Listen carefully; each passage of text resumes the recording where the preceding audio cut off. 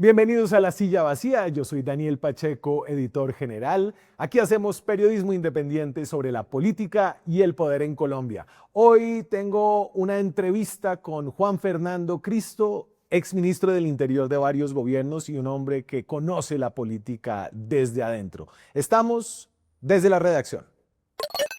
Pocas personas en Colombia conocen también la política como Juan Fernando Cristo.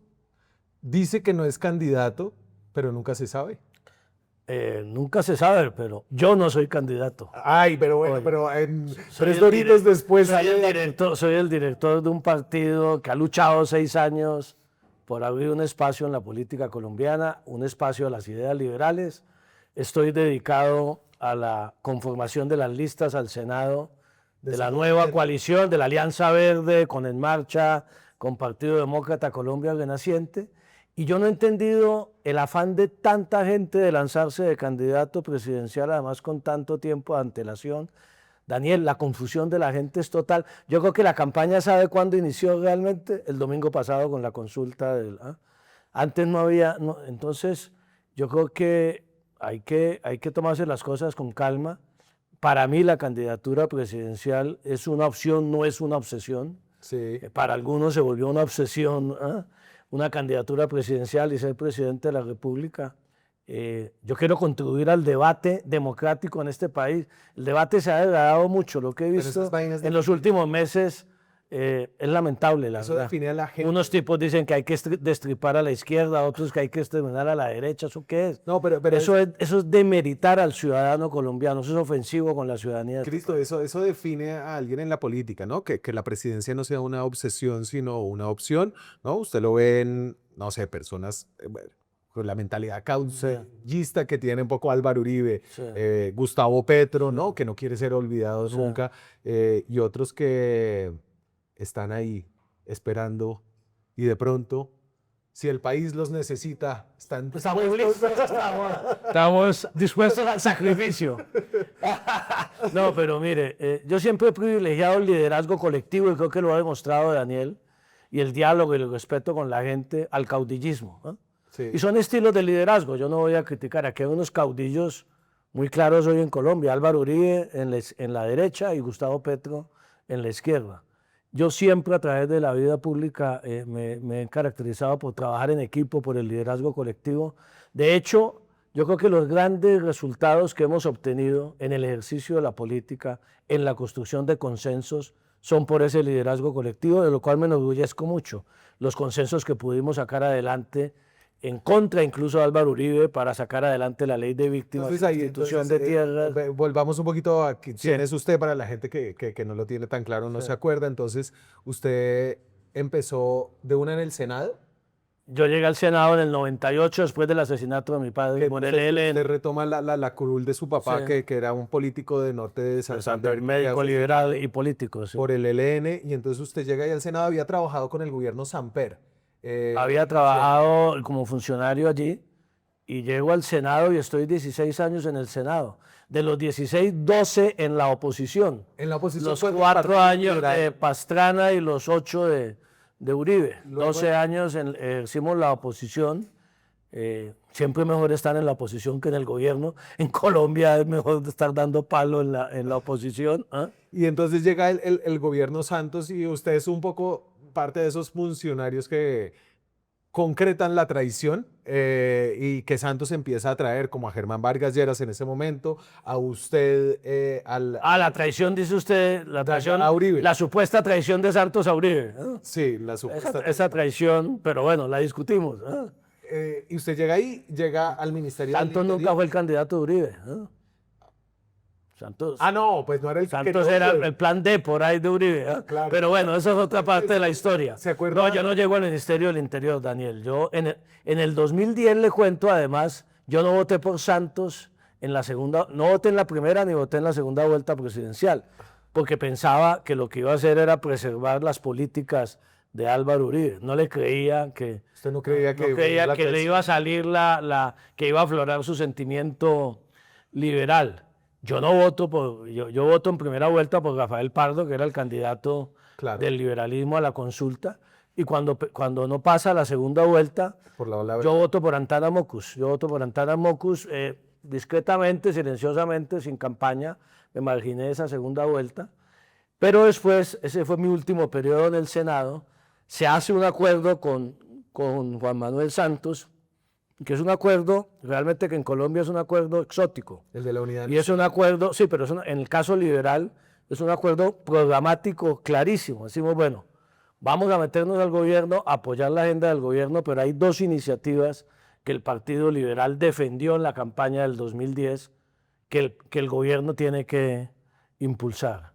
La ley de víctimas y restitución de tierras, eso me acercó mucho al presidente Santos en ese momento, que él nos cogió la caña de una vez. Esa ley se había hundido en el gobierno Uribe, en último debate en conciliación, y la ley del primer empleo que había defendido mucho Pardo en campaña. Ahí se hace un acuerdo. Y esa ley es fundamental para el acuerdo de paz. Es decir, esa ley es la cuota inicial, sin esa ley, sin reconocer el conflicto armado. Y es muy curioso, Daniel, porque nosotros decíamos, oiga, qué verdad que era, le metimos este gol Santos, que era ministro de Defensa de Uribe, Santos, entonces respalda la ley de víctimas.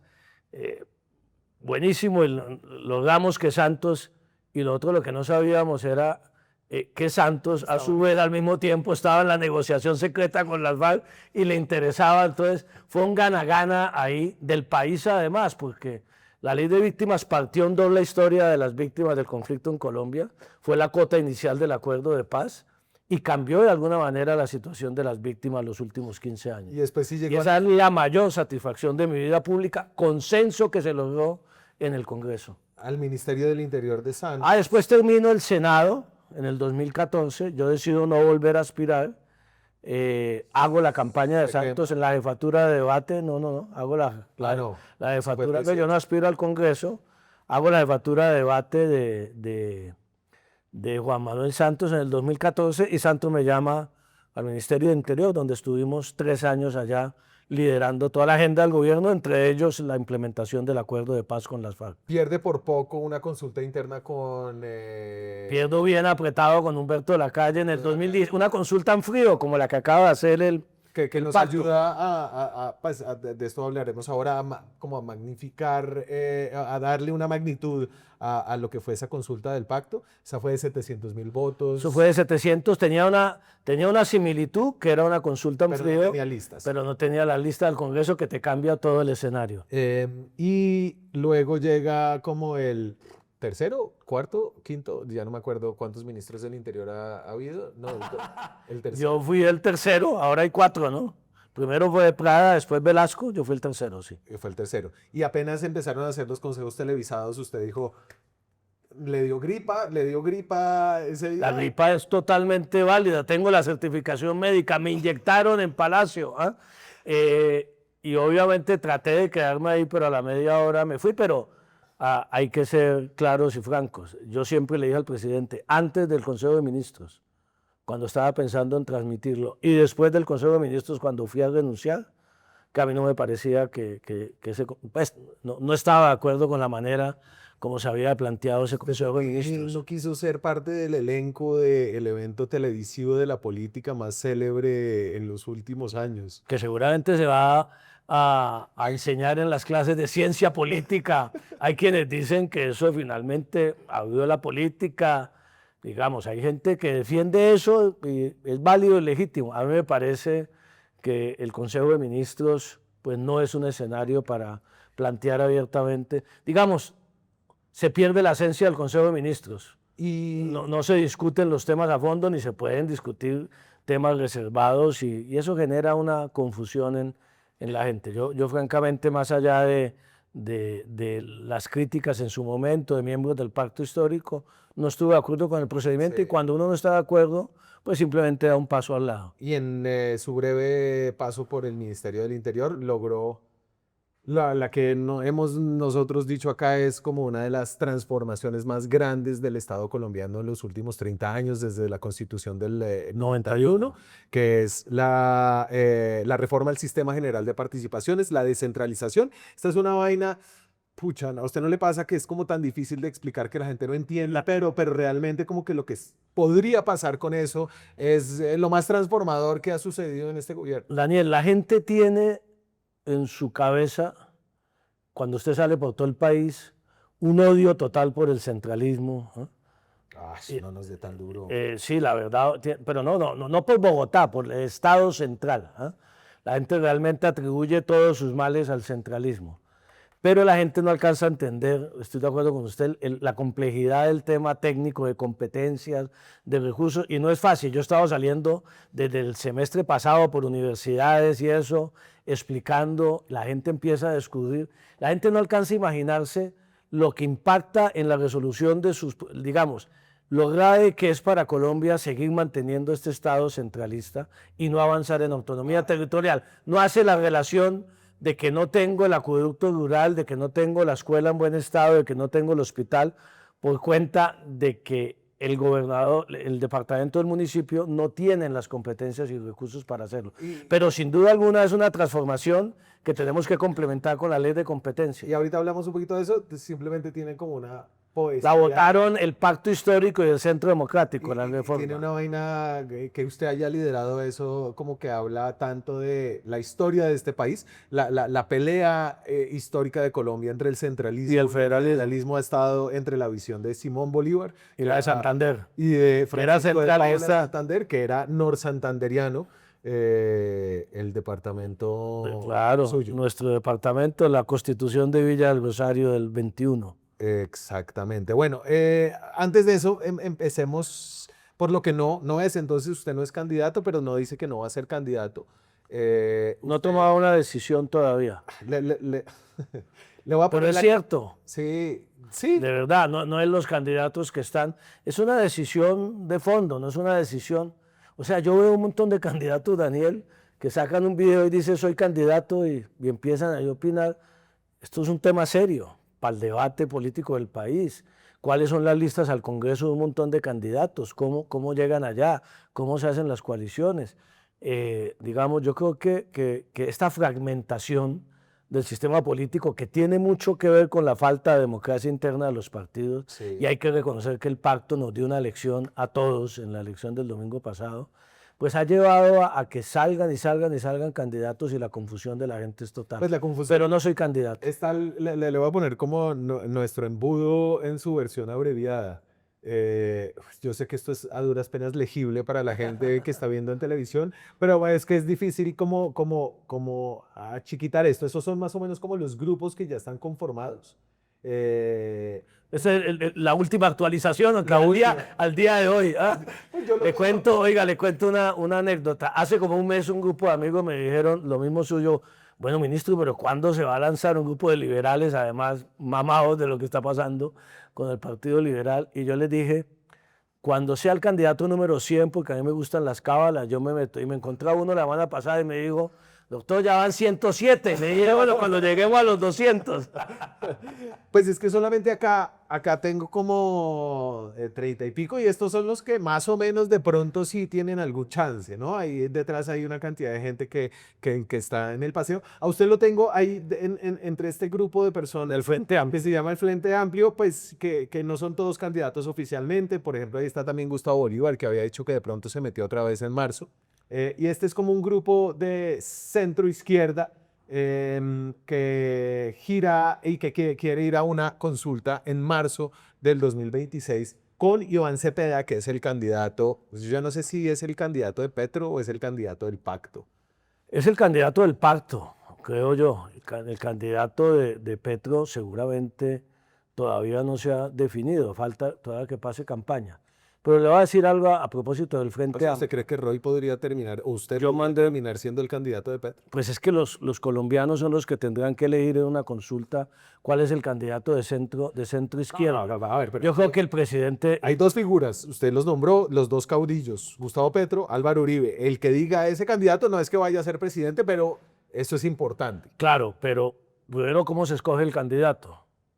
Una cosa es una consulta primero y una consulta después, y otra cosa es encuesta o que se escoja a dedo, ¿eh? Y ahí, obviamente, hay que esperar cómo se desarrolla la campaña y cómo es lo de la consulta. Pero a mí, más allá de la mecánica, Daniel, usted seguramente vio una carta que yo le envié a Iván Cepeda, a Carolina Corcho, a Roy Valderas, el día de la consulta, el domingo pasado, antes de conocerse los resultados, diciendo qué es el Frente Amplio, cuál es el significado del Frente Amplio. Todo el mundo habla del Frente Amplio. Sentémonos a definir cuál es la propuesta del Frente Amplio para el país. El Frente Amplio no puede ser simplemente una coalición, una suma de unos egos individuales que dicen ser candidatos. Es el petrosantismo. Para escoger un candidato, algunos dicen que es el petrosantismo, eso ha enfurecido a Santos, no sé si a Petro también. Pero el Frente Amplio tiene que ir mucho más allá de Petro. ¿Cuál es la propuesta eventual de un Frente Amplio? O sea, ¿qué tan amplio es el frente? ¿Hasta dónde vamos a llegar? ¿Cómo se marca la cancha? Si es que esa es una opción. Personalmente, si ni siquiera ha tomado la decisión de ser candidato, mucho menos la decisión de por dónde vamos a jugar. Yo entiendo que los análisis periodistas se ubiquen aquí y allá de acuerdo a las posiciones. Pero es para también ayudar a la gente a entender más o menos. No, y yo lo entiendo, pero la pregunta más allá de eso es, ¿qué le va a proponer el Frente Amplio al país? No puede ser una consulta para escoger el candidato del gobierno o de Petro. ¿Y qué le debería? ¿Qué vamos a hacer? Pues esa es la discusión que hay que hacer. ¿Qué vamos a hacer en tema de seguridad y paz? La paz total no funcionó. No funcionó por la obsesión con la violencia de estos grupos ilegales que ya no son los insurgentes armados de hace 30 años, sino son bandas criminales. La paz total no funcionó tampoco por tener 9 mesas sin un marco jurídico para hacerlo. La paz total no funcionó por la falta de un método y rigor en la política. Pero definísteme cuál cree usted debería ser un poco la cancha de ese Frente Amplio. La cancha del Frente Amplio tiene que ser quienes, en mi concepto, y por eso es importante la conversación, estemos de acuerdo con que no podemos volver al país del pasado.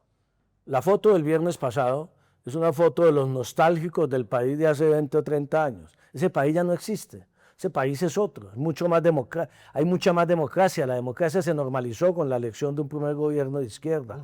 Hay sectores históricamente excluidos de la sociedad colombiana, las comunidades campesinas, afros, indígenas, que hoy se sienten incluidas. Uno tiene que seguir trabajando en la inclusión. El Frente Amplio tiene que compartir el espíritu reformista de este gobierno, pero también tiene que plantear con toda claridad distancias y rectificaciones a políticas de este gobierno. En materia de seguridad, en materia institucional. ¿Cómo está uno en un Frente Amplio, por ejemplo, sin estar de acuerdo en constituyente o no, o constituyente para qué, o en acuerdo nacional o no? Por eso, si es una constituyente para cerrar el Congreso. En el Frente Amplio. No, ahí no estoy de acuerdo yo. No estoy diciendo que hay que ponerse de acuerdo en todo, pero si hay unos mínimos. No es un tema menor decir que uno va a cerrar el Congreso. No, pero pues apague y vámonos, porque pues Petro no se va a bajar de su constituyente. Pero es que el tema no es constituyente o no, el tema es constituyente para qué y cómo se hace. O sea, usted estaría abierto para una constituyente si es acotada, si está solamente para el tema de justicia, no sé. Usted me dice, la constituyente de Montealegre ni de vaina, eso es una locura. Sí. Yo lo dije públicamente. O sea, eso se tiró cualquier idea constituyente en este gobierno. Pero la pregunta de la constituyente es si los mecanismos de un acto legislativo hoy están agotados para algún tema o no. Si hay, esa es la pregunta, y si hay consenso para eso. Pero igual que no puede ser una la constituyente para imponer un sector de la sociedad colombiana frente a otro. Uno no puede votar al fondo del mar la llave de la constituyente. Ahí está. Sí. Miremos a ver si elegido un gobierno se llega a un acuerdo y dice, mire, hay temas, por ejemplo, como este del ordenamiento territorial, o hay temas como este, el de la reforma política, que nunca el Congreso va a aprobar. Miremos a ver si un cuerpo colegiado elegido para unos temas puntuales, con unos límites clarísimos, puede hacer esa tarea o no. Pero eso es un tema que es de consensos, de acuerdos. Yo insisto en el tema del consenso. Pero usted está abierto a una constituyente. A una discusión sobre eso. Okay. A mí lo que no me pueden decir es, vamos a hacer una constituyente para cerrar el Congreso y para hacer una nueva, es que lo de Montalegre es una barbaridad, para hacer una nueva constitución en 3 meses. A mí me gusta la constitución del 91, hay que defender la constitución del 91. Colombia avanzó muchísimo, necesita ajustes, miramos si los podemos hacer por el Congreso y si no, miremos si cumpliendo con todo el trámite institucional se puede acudir a un mecanismo extraordinario que no es nada, aquí estigmatizaron y demonizaron la palabra constituyente porque le han colgado, ¿se acuerda cuando Leiva y Montalegre decían que el presidente podía por decreto convocar una constituyente? O cuando el uribismo quería una constituyente porque Álvaro Uribe le estaba yendo mal en su etapa del proceso. Entonces es manosear y manipular la constituyente, lo que ha desprestigiado la palabra que antes tenía signos positivos frente a la cosa. Pero le termino, mire, frente a la crisis fiscal que vamos a hacer, frente al tema de la salud. Yo le resumo, el Frente Amplio puede llegar a ser una realidad si tiene una propuesta para los colombianos. El Frente Amplio no es una realidad todavía. Hoy no lo es, no lo veo. Le voy a poner lo que dice Roy Barreras acerca de ese Frente Amplio. Porque quienes estamos en el centro de las ideas liberales podremos acudir a una consulta del Frente Amplio, es posible, en la que 5 millones de ciudadanos de centro, de ideas liberales, que están alejados de la polarización y de los extremos, acudamos para que, acompañados y acompañando a esas fuerzas populares exitosas ayer de la izquierda, conformemos una fuerza de centro-izquierda que unirá a Colombia. Entonces ahí lo veo a él un poquito más jugado con el ya es candidato, ¿no? Un poco más jugado, pero también como en la idea de tratar de delimitar qué será esto. Hay otro tema en esa delimitación que a mí me parece clave, que es el que está detrás como de la discusión de la salud en Colombia, de la salud y también de la energía. Transición energética y salud, sí. Y el tema de la participación de los privados en la prestación de servicios públicos, ¿no? Eso salió de la Constitución del 91, lo implementó el presidente Gaviria en su momento y es uno de los temas que ha generado la mayor fricción y los mayores problemas sectoriales de este gobierno. A usted, por ejemplo, ¿le gustan no sé si las EPS, creo que está muy cargado, pero le gusta que el sector privado sea parte del sistema de aseguramiento? Sin duda, tiene que ser parte. Lo que tenemos que mirar es cómo la regulación, cómo los controles y la vigilancia. ¿Qué es lo que ha fallado en el sistema de salud en Colombia los últimos 30 años después de la Ley 100? El control, la vigilancia y la regulación. O sea, aquí se dio vía libre a que, digamos, nadie puede negar que hubo abusos con las EPS. Llegamos a tener 100 y pico de EPS. Nadie puede negar que la gente llegaba, montaba una EPS, la quebraba, sacaba la plata al exterior y después que el Estado asumiera los costos de eso. Pero ¿cuál es el tema, Daniel? Aquí en ese tema de la salud nos hemos concentrado en los últimos años en la discusión de quién es el responsable de la crisis. Y estos 3 años del gobierno Petro o los últimos 20 años de todos los gobiernos. Y el paciente, la discusión tiene que ser cómo vamos a garantizarle, más allá de esta reforma de la salud, porque eso ya quedó superado, yo creo que no va a ser una realidad.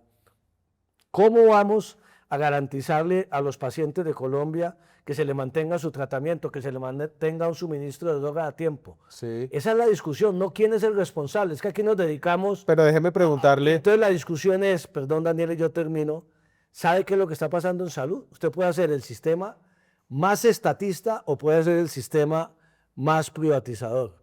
El problema es que la plata no está alcanzando para garantizarle el derecho a los colombianos. ¿Cómo vamos a financiarlo? Esa es una gran discusión que todavía no se ha empezado a dar con seriedad en Colombia. Pero usted está de acuerdo con que este gobierno ha generado, por una posición ideológica, una crisis de salud y un deterioro del sistema de salud que no existía. No la crisis de salud, Daniel.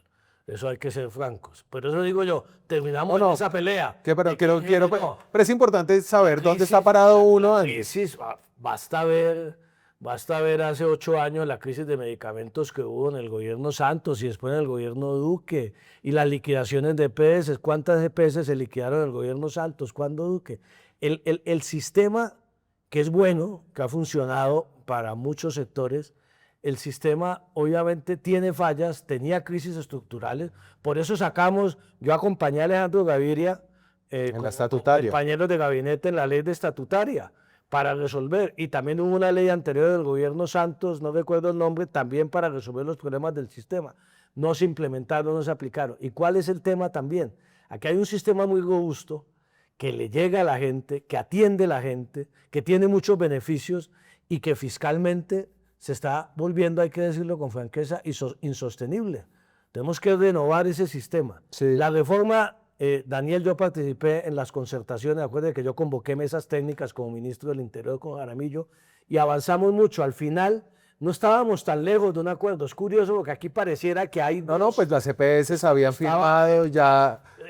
transformación de las EPS en gestoras, giro directo, no integración vertical para tratamientos de alta complejidad. El tema de fondo que quedó y que no permitió el acuerdo fue quién contrataba la red hospitalaria, quién se hacía cargo del paciente y cómo se conformaba la red. Y allí nos enredamos y no pudimos hacerlo. Luego, yo no creo que estemos lejos de llegar a una fórmula, incluso de acuerdo nacional alrededor del sistema de salud. Al contrario, lo que aparece aquí, porque esto se politizó totalmente, se volvió un problema de egos. Ahora, la crisis de la salud venía de antes, sí. Durante estos 3 años no se mejoró y se deterioró aún más también. Entonces, miremos entre todos cómo garantizamos que el paciente siga teniendo su derecho. ¿Quiénes van a ser los protagonistas de la formación de este Frente Amplio? Entonces, ahora Iván Cepeda tiene un rol propio, es el candidato del pacto histórico. El presidente Petro sigue muy metido en el tema electoral cuando no está de viaje y cuando está acá, que no sé, hoy no sé dónde está. Es un día tranquilo Está en aquí en Colombia. ¿Sí? Sí. Ah, bueno. Entonces de pronto... Escuché que ya había llegado. De pronto deja de ser un día tranquilo en Colombia. ¿Quiénes son ahí las personas claves en llegar a ese acuerdo? Roy, Petro, Cepeda, usted, Murillo, Luis Gilberto Murillo. Sí, vuelvo y le digo, por eso le digo yo que esto todavía está en construcción. No ha habido una conversación, hay el término del Frente Amplio. Pero tiene que definir si... Hay unos dirigentes que compartimos unas ideas y un espíritu reformista de este gobierno, más allá de las equivocaciones. ¿Juan Manuel Santos? Que ya planteé que hubo. No, yo no veo que Juan Manuel ¿Santos se está metiendo? No, Santos no. Santos yo creo que lo meten más de lo que él se mete. Y Santos vive en sus giras internacionales. Pero ahora lo vi haciendo una serie, un compromiso. una vaina. Defendiendo su gobierno, pues que es válido para cualquier expresidente, pero no lo veo de protagonista de una actividad política electoral como sí lo son otros expresidentes. Hablemos un poquito de mecánica, porque si no llega a ese Frente Amplio, va a haber varias opciones en primera vuelta, la del gobierno, que es Cepeda. Puede haber varias opciones. Va a estar Roy. Puede haber varias opciones del centro, de la izquierda y de la derecha. Y con esa, falta por ver. Con un panorama tan disperso en primera vuelta, ahí es un tiro al aire, ¿no? Pues lo que puede salir a segunda se vuelve una cosa un poco impredecible. Pues es que fíjese que todavía faltan muchas cosas por pasar, tanto en la derecha como en el centro, como en el centro izquierda. Usted me imagino que usted le dice, no, ministro, usted sabe mucho de política, ¿quién va a ser el próximo presidente de Colombia? Uy, eso sí es una muy buena pregunta, ¿no? Ni idea hoy. Yo he participado en elecciones presidenciales en los últimos, como dirigente en los últimos 25, 30 años, y yo no he visto una elección más compleja y más incierta. Precisamente por el fraccionamiento de los liderazgos, por este clima en el debate público. Yo vuelvo e insisto, tenemos que recuperar la altura en el debate público. Daniel, es que esta cosa de insultos y descalificaciones y gritería y grosería todo el día, me parece que están ofendiendo al ciudadano. O sea, esa vaina se fue... Usted dice, se fue así, no, yo me resisto. No sé. Pues sobre todo si usted no logró convencer a Petro, que era el presidente y el que tiene como el púlpito más poderoso del país. Fíjese que ese semestre avanzamos en temas, se avanzó en tranquilidad. Sí, pero usted iba y lo decía, hey, no queme todos los puentes, y a los 3 segundos ya estaba el Twitter prendido. No, no es fácil, y en la oposición igual, y yo entiendo que no es fácil, pero ¿qué? Entonces nos resignamos a eso. No, de acuerdo. Y yo digo, yo me resisto a militar en el partido del catastrofismo y el fatalismo, que aquí todo está perdido, que estos países, no, yo creo que este país ha superado dificultades incluso más complejas que la de ahora, y lo vamos a hacer ahora. Déjeme preguntarle una última vaina de la izquierda y la constituyente y esto del Frente Amplio. Veo en la izquierda, ellos se volvieron más santanderistas que bolivarianos. Que bolivarianos, no, totalmente. Entonces están obsesionados con cambiar las leyes, ¿no? Y cuando van a sus electores a decirles qué es lo que hicimos, miren, hicimos la reforma laboral, hicimos la reforma pensional, hicimos la reforma tributaria, vamos a proponer una constituyente que va a solucionar todos los problemas. Y es como un reformismo legal, ¿no? Con una cantidad de entusiasmo, ímpetu, ambición, como si a través del el cambio de las leyes pasaran las cosas en Colombia. ¿A usted qué le parece eso? Pues Sobre todo de la izquierda, que era... sí, yo lo que creo es que hay unas reformas que sin duda alguna impactan de inmediato la vida de la gente. A mí me parece que la reforma laboral, a mí me parece mentira, Daniel, que haya liberales, por ejemplo, que se opusieron a la reforma laboral. O sea, eso no es ser liberal, o sea, eso es tan sencillo como eso. Y la reforma laboral, que no es una reforma revolucionaria, que no volvió todo a, digamos, ni siquiera el tema del capítulo de derechos colectivos, de los sindicatos, etcétera. Pero tampoco es una reforma modernizadora. Es la reforma, pues, ¿qué quiere decir reforma modernizadora? Flexibilizar el mercado laboral. No, significa mirar adelante. Esta era una reforma que miraba hacia atrás. Es lo que nos quitó Hugo y lo queremos establecer, pues. lo queremos restablecer. mínimo. En ese sentido era bastante conservadora. Mínimo, es bastante, exactamente. Y todavía había quienes se oponían porque es que iba a quebrar la economía nacional, no la va a quebrar. O la reforma pensional, Daniel. Del sistema de pilares, en el sistema pensional yo vengo escuchando desde la campaña del 2010 de todos los candidatos. Y todos coincidían en que se necesitaba. Ahí salió. Y un pilar solidario para garantizarle pensión a 3 millones de adultos mayores. La gente dice, no necesita ley. Claro que necesita ley, porque si usted no tiene la ley, llega un gobierno que no está de acuerdo con eso y desmonta el sistema. Entonces, Le estoy preguntando a un santanderista. yo diría, yo diría que las reformas sí son importantes. Sí. Aquí ese cuento de que no necesitan reformas es mantener el statu quo.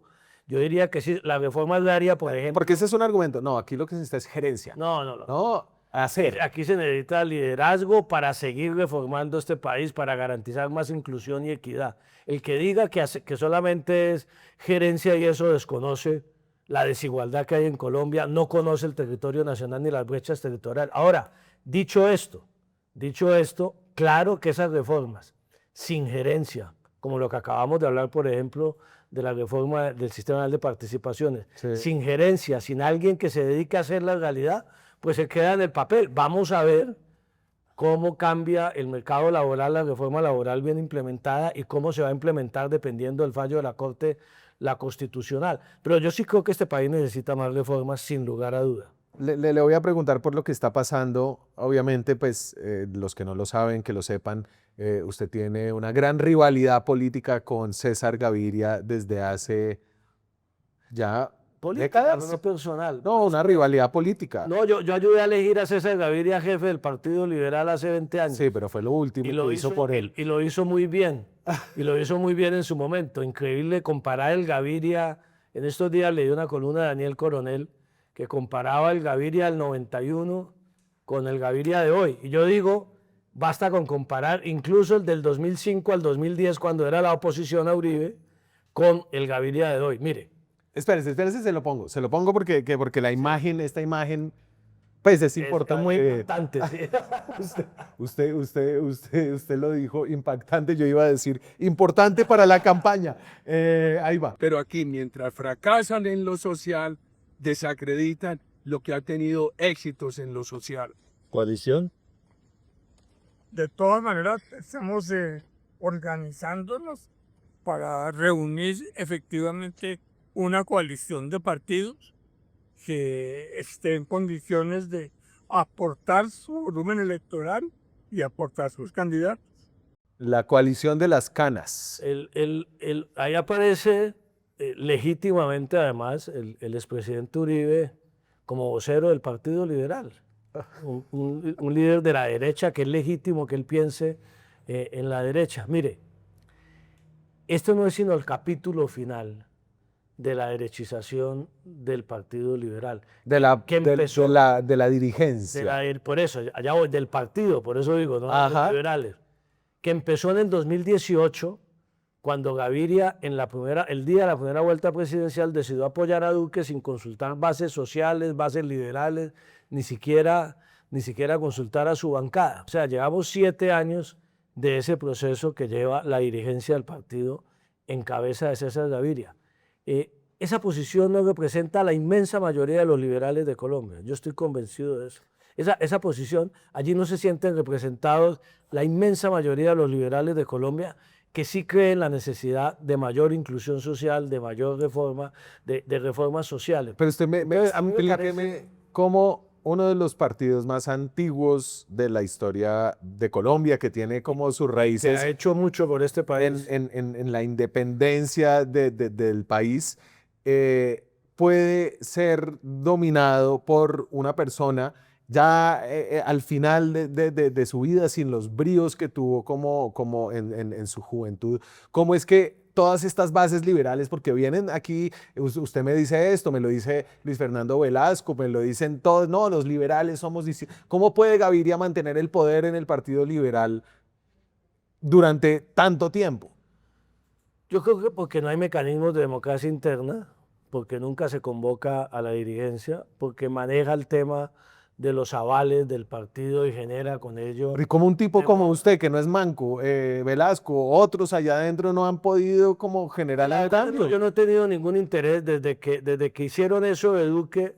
Yo voy por otro camino. Yo tengo que opinar como liberal porque yo sigo siendo liberal, defiendo el pensamiento liberal. Nosotros desde En Marcha estamos inspirados en los principios liberales de la Revolución En Marcha de López Pumarejo del año 36, principios que ha traicionado el Partido Liberal de hoy.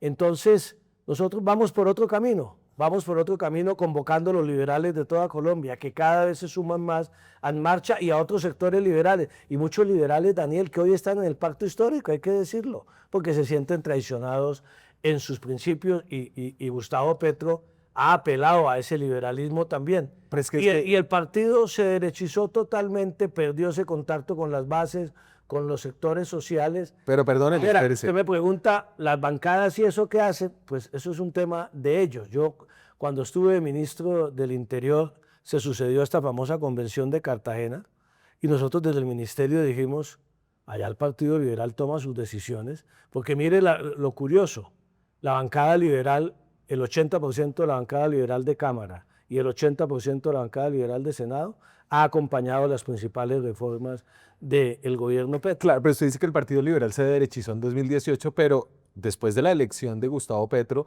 cuando su mejor amigo Danilo Romero invitó a toda la familia a ese viaje a Florencia, Italia, allá aterrizó César Gaviria. Sí, claro. Allá aterrizó con todo, ¿ah? Con todos los juguetes. Pues, y empezó Y en yo la me coalición. No acuerdo, no hubo coalición nunca. Lo que cuentan quienes conocieron de esas reuniones es que eso no salió bien. Y yo alcanzo a entender, mire, voy a terminar. Pero el señor, No me ponga a hablar porque va a terminar defendiendo a Gaviria. Mire, yo alcanzo a entender, cuando usted mira los principales elementos de las reformas sociales de Gustavo Petro, son de alguna manera desmontar las reformas privatizadoras y neoliberales de César Gaviria en los años 90, que funcionaron por unas cosas, pero que Gaviria lo que yo creo que no ha entendido es que estos necesitan ajustes y renovación, porque eso pasó hace 30 años. Yo creo que en su momento cumplieron un papel muy criticado por algunos, por ejemplo, el abandono del sector agropecuario, la velocidad con la que aplicó la apertura económica. O sea, ¿usted cree que en el fondo no es solo una vaina de acomodado, sino que él está realmente luchando por un legado? Él tiene un legado en la reforma a la salud, en la reforma pensional y en la ley 50 de flexibilización laboral. Y de alguna manera la agenda de este gobierno va en contravía de ese legado. Luego ahí también hay un tema, pero le digo, me va a poner a defender a Gaviria. Ahora, pero sí me ayuda a entenderlo en una luz distinta. La pregunta es, ¿eso es liberal? ¿O es más liberal lo que estamos haciendo hoy? Esa es la discusión y ese es el debate democrático que a mí me parece sano. Lo que uno no puede plantear ese debate es en esa reunión para decirnos, vamos a juntar la derecha con el Partido Liberal con un solo propósito, Sí. derrotar a Petro, punto.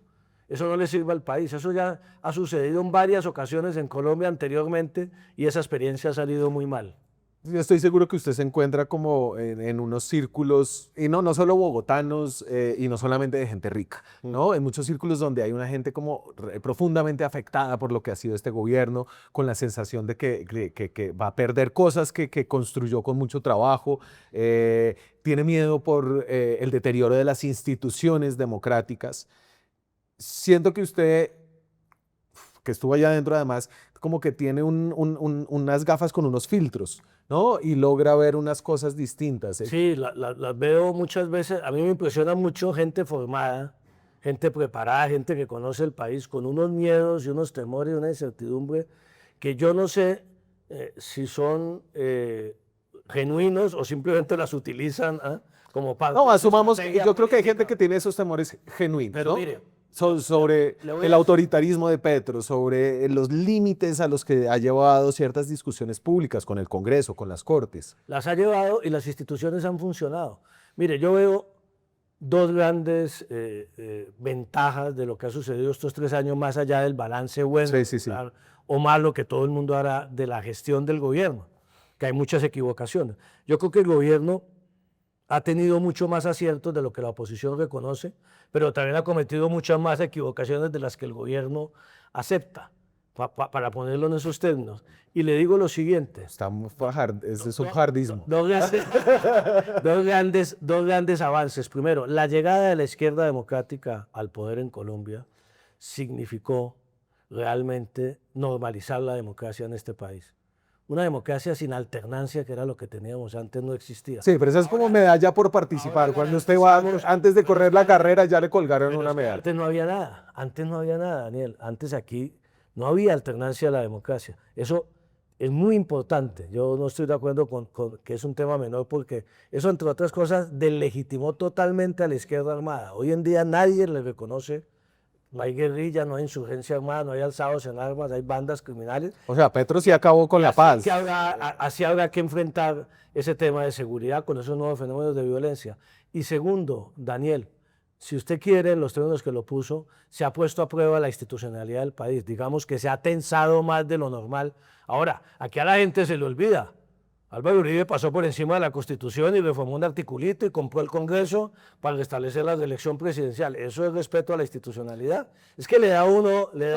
Pues yo creo que de ese episodio terminaron presos el ministro del Interior, el ministro de Salud, Sí, pero el secretario la general. Constitución. Yo tengo el honor de haber reformado eso en el 2015, en la reforma del equilibrio de poderes. ¿Qué tal nosotros hoy con la figura de la reelección presidencial? ¿Usted se imagina el país? A la gente se le olvidan las cosas que ha pasado. ¿Qué tal hoy que no estuviera prohibido la reelección? No, que creo que es de las preocupaciones de la constituyente, por ejemplo. Entonces, claro, y es una preocupación válida, pero aquí las instituciones han funcionado. Cada quien ha cumplido su tarea. Que se ha tensionado, que hay críticas y cuestionamientos. Lo invito a mirar declaraciones de Iván Duque o Álvaro Uribe frente a las Cortes cada vez que tomaban una decisión en contravía. Es que aquí el olvido es muy grande.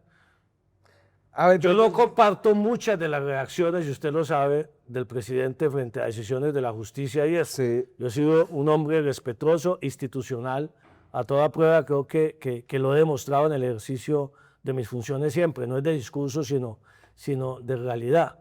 Y no comparto mucho ese estilo confrontacional. Pero tampoco, digamos, las instituciones han funcionado. Aquí nadie se ha pasado por encima de los fallos de la Corte. Ha funcionado la Corte Constitucional. Unas veces ha avalado, otras veces no ha avalado. Y es una discusión que se da dentro de la institucionalidad. Aquí hace un año nos decían, Daniel, no va a haber elecciones. Va a haber un decreto de conmoción interior aplazando las elecciones. La Corte Constitucional está cooptada. Van a ser barbaridades. Y nunca como ahora está la democracia vigente con más de 100 candidatos haciendo campaña. Y muchos de ellos haciendo campaña todavía diciendo que no va a haber elecciones. Es una cosa, claro, pero fíjese, es una paradoja muy curiosa. Si yo le quito como esos filtros de benevolencia, termina usted reivindicando a Petro porque fue elegido y porque no logró convertirse en un líder autoritario más allá de lo que lo dejaron las instituciones. No que lo logró. Yo creo que el estilo confrontacional, yo le acabo de decir que no lo comparto. Claro, pero usted le dice que es lo... Pero al final se respetó la institucionalidad. Yo le voy a decir algo más. Yo esperaría que lo que se ganó en fortaleza institucional de este país, seguramente por hacer resistencia al estilo de Petro, se mantenga adelante. Yo quiero ver un Congreso tan independiente frente al Ejecutivo en el próximo gobierno como lo ha sido este. Eso, no estoy si seguro. Por eso, si eso fue coyuntural, ¿no? Que llevan 3 años discutiendo las reformas, que se han aprobado cosas así. Yo tampoco estoy de acuerdo con la tesis del presidente y del gobierno que todo se obstaculizó en el Congreso, ¿no? Yo creo que ha habido avances importantes. El estatus de prócer de la democracia que adquirió Efraín Cepeda, no creo que un presidente distinto a Iván Cepeda se lo vaya a poder dar. Hablemos un poquito de lo que está pasando en la campaña, lo voy a llevar para otro lado y lo voy a llevar para este sueño como del neopopulismo que vive en la región y está llegando con un rugido a Colombia con la candidatura de Abelardo de la Espriella. Vamos a salvar a la República. ¡Viva la patria! ¡Viva los defensores de la patria! Gracias, porque hoy más que nunca todos ustedes están firmes por la patria. Firmes por la patria. Entonces, yo creo que esa va en serio, ¿no? A De la Espriella creo que desde el otro lado le puede decir Benedetti, que es Hello Kitty, que tenía calzoncillos de yo no sé qué.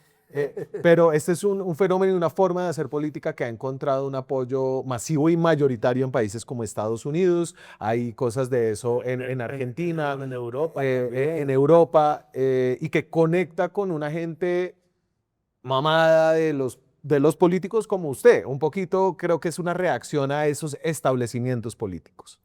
Sí, no hay nada más político que Abelardo de la Espriella, ¿no? Es un outsider, ¿eh? No. Que ha sido, la primera pregunta es cuánto costó eso y cuánto está costando la campaña. Bueno, solamente... Allá hay un tema de financiación de campañas, de sistema político y electoral. Yo soy experto, usted lo sabe, Daniel, en derrotas, así como sacamos adelante lo del SGP, en el Congreso una y otra vez, en el gobierno Santos, el gobierno Petro, nos han derrotado para sacar adelante una reforma política que es urgente para el país y la gente tampoco entiende muy bien lo importante que es y dice, ese tema dejémoselo a los políticos. Ese es un tema fundamental ahora que hablábamos de la agenda que tiene que presentar el Frente Amplio, primera cosa. Segundo, a mí me parece que la candidatura de Abelardo de la Espriella pues, representa esos sectores que usted dice, que son de la derecha fundamentalmente, que son sectores de derecha, que es lo mismo que está sucediendo en Estados Unidos, que es el bolsonarismo en Brasil, que es lo de Milei en Argentina, que es hoy en día están encabezando en Inglaterra las encuestas, el partido ultraderecha que ha desplazado al partido conservador. El Centro Democrático mismo desplazó al Partido Conservador. Ahora parece que Abelardo está desplazando al Centro Democrático y se va más a la derecha. ¿Cree que ese va a ser el destino de la derecha en este ciclo electoral? Yo no sería capaz de pronosticar si eso de Abelardo de la Espriella es coyuntural. Acuérdense que hace 6 meses nos decían que lo de Vicky iba a arrasar. Hoy estamos en esa etapa. Es una campaña muy larga, una campaña muy extraña. Yo creo que hay que esperar todavía y más o menos cómo se va a organizar la derecha. A mí lo que no me gusta realmente es ese lenguaje. O sea, en Colombia tenemos suficiente violencia para una violencia, tras de que ya estaba polarizado el ambiente, o sea, un candidato que llame a destripar a la izquierda, otro candidato desde la izquierda que llame a exterminar la derecha. Me parece, un presidente que llama a hacer la guerra a muerte. A uno le pueden decir, todas esas expresiones generan un clima de violencia, que mire lo que pasó con el asesinato infame de Miguel Uribe. Tenemos que cumplir una campaña, vamos a tener elecciones, se va a cumplir el calendario electoral, las instituciones están funcionando, tiene que haber transición democrática. El 7 de agosto el presidente saldrá de Palacio y entregará el poder a un presidente, cualquiera sea, y eso es fundamental. A partir de ahí le hago un pronóstico. No, ese era su acuerdo nacional cuando usted estaba en el... Allá voy. Primero el acuerdo nacional, ¿se acuerda que yo dije, hagamos un acuerdo sobre eso y todos me dijeron, pero eso para qué? Si eso lo No, al contrario, nosotros aquí decíamos, Dios mío, si el ministro del Interior dice que hay que hacer un acuerdo nacional para que haya elecciones, existe la posibilidad de que no vaya a haber. Todo el mundo decía que no iba a haber, pues ratifiquemos esto, pero le voy a hacer otro pronóstico. Yo no tengo ni idea quién va a ser el presidente. Y no sé si lo Abelardo de la Espriella es sostenible en el tiempo, hasta dónde llega la radicalidad de ese discurso. No soy quien para calificar eso. Lo que sí tengo claro es que quien llegue de presidente de la República en el próximo periodo, sí o sí va a tener que sentarse a convocar un acuerdo de mínimos en este país. Si no, vamos a seguir con una bicicleta estática. Si gana la derecha, entonces la izquierda, en toda la oposición en las calles y las expresiones ciudadanas, y etcétera. Y al mismo tiempo, del otro lado, un acuerdo de mínimos sobre la crisis fiscal, sobre cómo vamos a enfrentar la seguridad, sobre cómo vamos a enfrentar lo de salud. Sí. Y yo creo, perdón, yo no sé, usted me va a decir, oiga, se volvió ingenuo o demasiado optimista o tal. Yo no creo que estemos tan lejos. En materia de seguridad no creo que estemos tan lejos. En materia de salud no creo que estemos tan lejos. Hay temas para conversar. Lo que pasa es que en este clima de tanta pugnacidad y en donde se volvió un tema de vida o muerte, cualquier tema se volvió tanto para el gobierno, hay que reconocerlo, pero también a la oposición. Aquí había sectores que decían, estamos dispuestos a concertar la reforma de la salud, pero no nos toquen las EPS. Entonces, ¿qué reforma se iba a hacer? O sea, yo creo que en medio de toda esta discusión que ha habido estos años, cuando usted se sienta con calma, yo me he sentado a mirar las posiciones y las discusiones, a mirar en blanco y negro, desapasionadamente, creo que hay posibilidad de construir unos acuerdos de mínimo. No en todo, pero sí que el país se rumbe con unos acuerdos. Es que si no hay acuerdos mínimos, la verdad, créame que nos vamos a quedar con una bicicleta estática pedaleando sin avanzar nada. La inseguridad no va, y el tema de los grupos violentos no va a desaparecer el 8 de agosto cuando se vaya Petro de Palacio. Ahí está. ¿Cómo la vamos a enfrentar? O sea, un rugido y ya. Ahora sí, nuestra pasión que la gente no alcanza a entender porque es tan importante, administración pública y estructura del Estado, el sistema general de participaciones. Usted logró una vaina que realmente es increíble. El sistema general de participaciones es la plata que transfiere el Estado central a las regiones para que se gaste allá, ¿cierto? Básicamente, eso se había recortado sustancialmente la última vez que el Estado colombiano se quebró. Hace 22 años y perdieron los departamentos y municipios 400 billones de pesos con esa reforma de ese articulito. Claro, porque en parte esa crisis fiscal en Colombia estuvo cruzada por los problemas de la descentralización. ¿Cuáles son los problemas de la descentralización? La crisis financiera global, era más la recesión económica en el mundo y había un tema de endeudamiento excesivo de departamentos y municipios, sí. Y entonces el problema es que cuando se manda la plata para que en las regiones se ejecute, a veces se ejecuta mal o no están las estructuras como de planeación, de ejecución de esa plata y además se la roban mucho. No que en el Estado central no se la roben también, pero se la roban con maestría. En el Estado central. Yo digo que a veces aquí pareciera, Daniel, que para unos sectores de la tecnocracia de este país, un funcionario a nivel nacional es un ángel y cuando aterriza en los departamentos se vuelve demonio.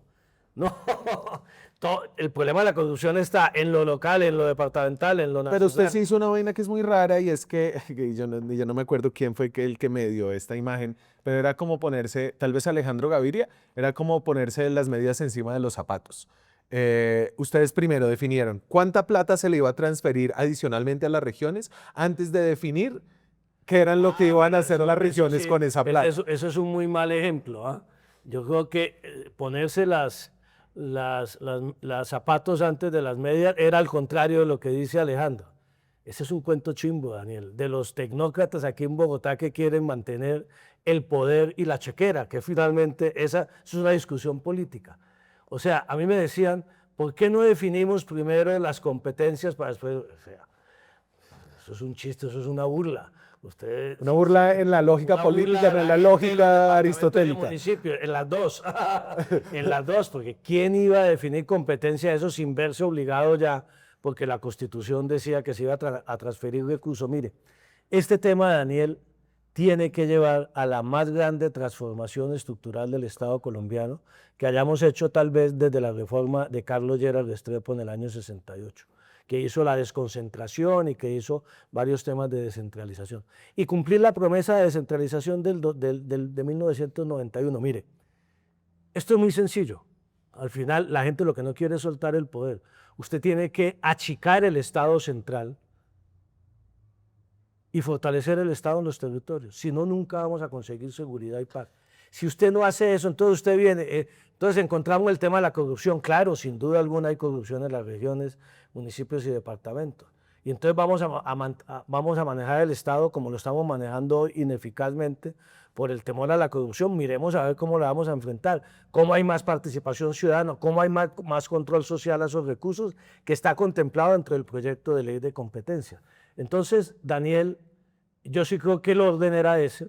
Ahora tenemos el gran desafío ¿Cómo vamos a achicar Pero no ese es la Estado? lógica más lógica la suya. Yo entiendo la lógica política detrás, pero no es la lógica, es decir, además es que ustedes fijaron, las transferencias pasan entonces, según el acto legislativo, del 20% que es hoy El al 25 que soy. al 25, al 39, 12 años. 39.5. Dígame, o sea, con toda sinceridad, Cristo, ¿cómo negociaron ese punto 5? O sea, eso era como, no, yo doy 40, no, yo doy 38. Bueno, usted llegó y dijo, no, muchachos, vamos aquí, pongámonos serio, 39.5. No, hubo un modelo del Ministerio de Hacienda que decía que tenía que subirse máximo al 35. Y nosotros estábamos en el 46.5 de la Constitución del 90. Entonces cortaron Y diferencias. ahí se miró y pero hay modelos económicos, eso es totalmente sostenible. No, los economistas Ese lo cuento- odian. ¿Ah? A usted lo odian. No, tampoco. Bueno, no. Los Lo critican depende de cuál es fuertemente. No, depende. de No, cuál el único es economista. Castellanos, el suyo. No, depende de cuál es No economista. conozco ningún economista que le guste esa Pues, reforma ¿cómo que le usted va a dice. gustar a los exministros de Hacienda si manejaron toda la plata y manejaron el poder y arrodillan alcaldes y gobernaciones? Yo le doy ese debate cuando quiera. Funcionarios de tercera y cuarta categoría de planeación nacional y de Hacienda poniendo a gobernadores y alcaldes a hacer antesala de 2, 3 horas, unos tipos que fueron elegidos popularmente. No, esa manera de gobernar el país es lo que nos tiene en este colapso, Daniel. Hay una vaina que esto Si quiere, cambiaría. mantenemos lo que estaban diciendo ellos, mantengamos eso igual porque eso funciona bien. Yo le pregunto, ¿qué hizo el Estado central con los 400 billones de pesos de más que se robaron con el articulito ese del Tampoco no se lo robó. No, se lo robaron porque era plata de los departamentos y municipios. No estoy diciendo que tal ministro se quedó con una plata. El Estado central. Solucionaron el problema de la educación, solucionaron el problema de la salud. Tenemos acueductos municipales y rurales en todo el país, hechos desde Bogotá. Yo le pregunto, ¿usted piensa que eso está funcionando? No. Obviamente que no. Hicimos 4G, Entonces, hicimos no funciona. 5G. Sí, hicimos unas cosas, pero el tema central, que es resolver el problema de la gente, usted no lo resuelve desde Bogotá.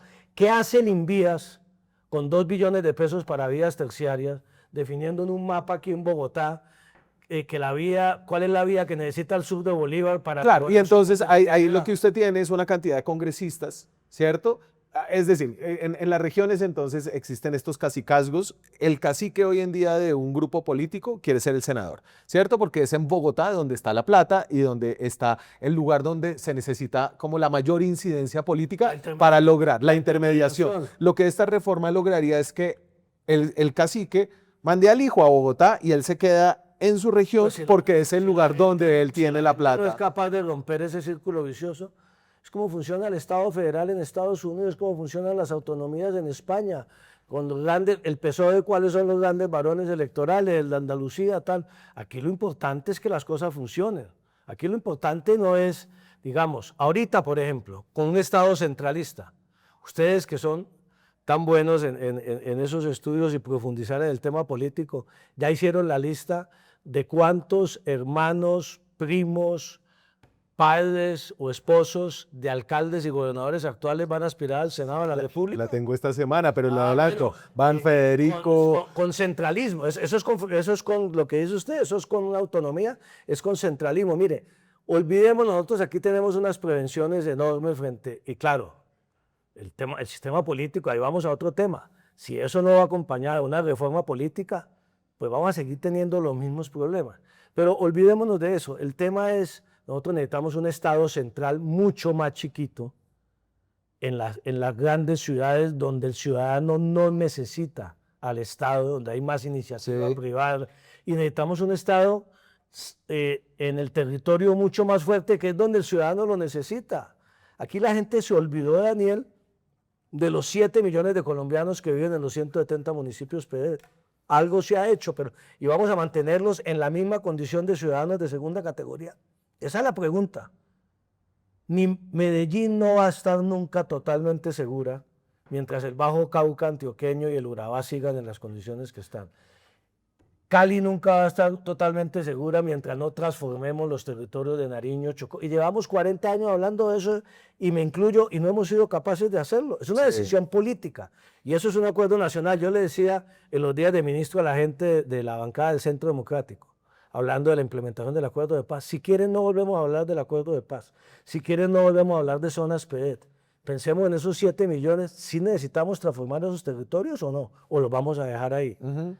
O Cúcuta nunca va a estar tranquila mientras el Catatumbo esté al lado de las condiciones que están. Sí. Eso es un tema que aquí evadimos los problemas de fondo por estar en el Y lo escándalo. seguimos evadiendo, entonces, para que entre en vigor como esta reforma constitucional que empiece a cambiar las transferencias a partir del 2027 gradualmente por 12 años, tiene que aprobarse en el Congreso una ley de competencias. Eso se quedó para el próximo año, ¿cierto? No, espero que no, porque la norma constitucional dice que el proyecto se tiene que presentar antes del 31 de diciembre de este año.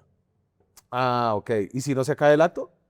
Es una discusión jurídica, como todo termina Ok, defendiendo. pero no se va a solucionar en este gobierno, solo se tiene que presentar. Presentar para que el Congreso Ok. lo discuta y tiene hasta el 31 de diciembre del 26 para aprobar la norma. Ok.